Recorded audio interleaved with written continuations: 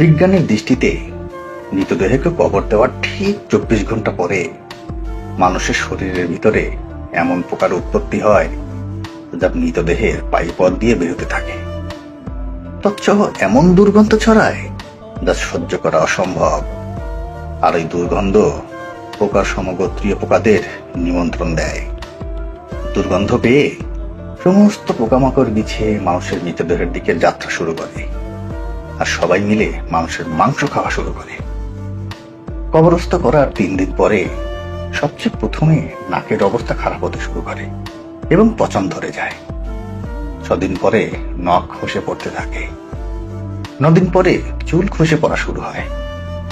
মানুষের শরীরের সমস্ত লোম ঝরে পড়ে আর পেট ফোলা শুরু হয়ে যায়। 17 দিন পরে পেট ফেটে যায় আর শরীরের ভিতরে সমস্ত অংশ বাহিরে বেরিয়ে আসে।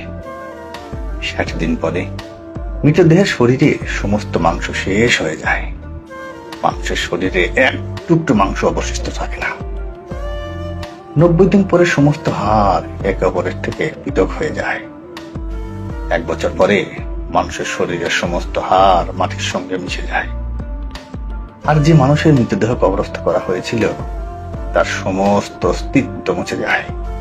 অতএব ভাই বোনেরা বলুন, মানুষের এত অহংকার, এত আত্মগরিমা, এত হিংসা, এত বিদ্বেষ, এত লালসা, এত নাম, এত সম্মান, এত শক্তি, এত সামর্থ্য, এত ধন দৌলত, এত ক্ষমতা, এই বাদশাহী কোথায় যায়?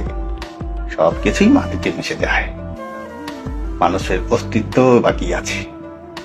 মাটি থেকে সৃষ্টি, মাটিতেই মিশে যায়। অতএব আপনার কিভাবে চলা উচিত তা কি আর নতুন করে বলার দরকার আছে?